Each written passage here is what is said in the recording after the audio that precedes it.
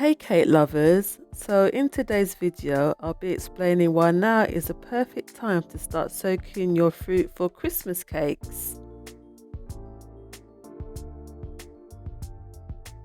So before I start saying why you need to soak your fruits all year round, ideally, story time. So my mum, growing up, my mum would bake cakes. She wasn't a prolific cake baker, but she would bake cakes every so often, and the cakes she would bake the most would be fruit cakes.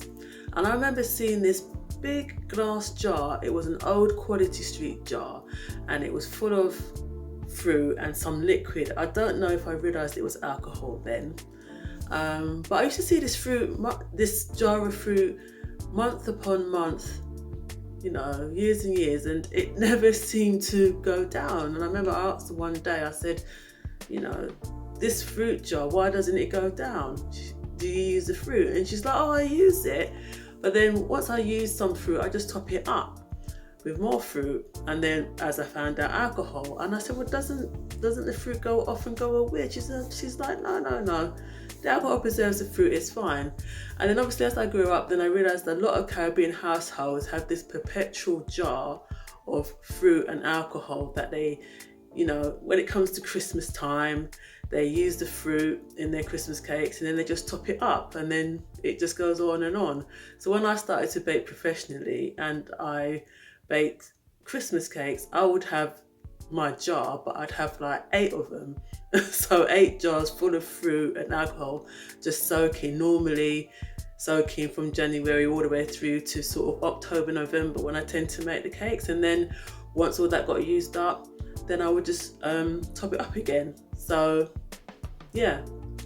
So reasons for soaking your fruit all year round: it gives a better taste to your cake, a better texture to your cake.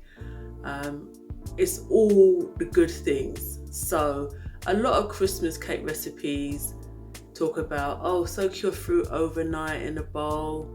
No, you need to soak your fruit all year round. It's the best thing for your cake. So now I'm going to show you how I soak my Christmas fruit. So first of all, you need to get your jar. I'm using a glass jar. It's a Kilner one. You can use a plastic jar if you want, but just make sure whatever jar you use is completely clean and dry before you start putting the fruit inside the jar. Now it's time to put in the fruit. I just use sort of pre-packaged fruit from supermarkets, but you can get your own dried fruit and chop them up. I've got a variety of raisins, luxury fruit, cranberries, sultanas. So this is the fruit that I'm going to use. So now I'm just pouring in the fruit into the jar. I think that's the sultanas going in. As you can see, I make such a mess. And I did wash my hands before I did this, in case anyone comments about that. So now I'm putting in the luxury dried fruit into the jar. Goes all in, yeah. And then finally I put in the dried cranberries into the jar. Now what I'm trying to do here is I decided, well, actually I kind of need to mix it, because you just got that whole layer of cranberries just sitting on the top. So I go and get a spoon and try and kind of mix the fruit. I decide, oh, the handle would be better, and not the camera as well.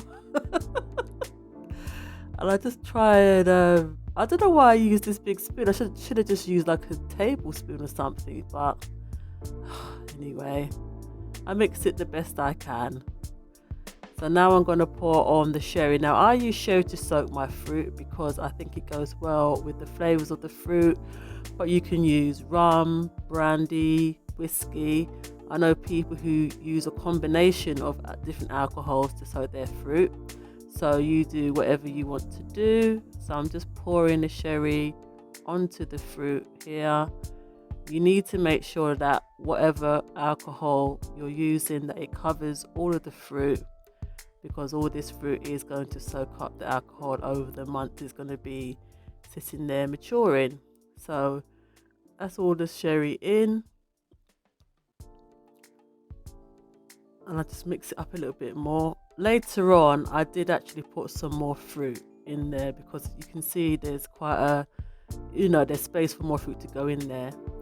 And then just put the lid on, and that's it. That's your fruit ready for Christmas.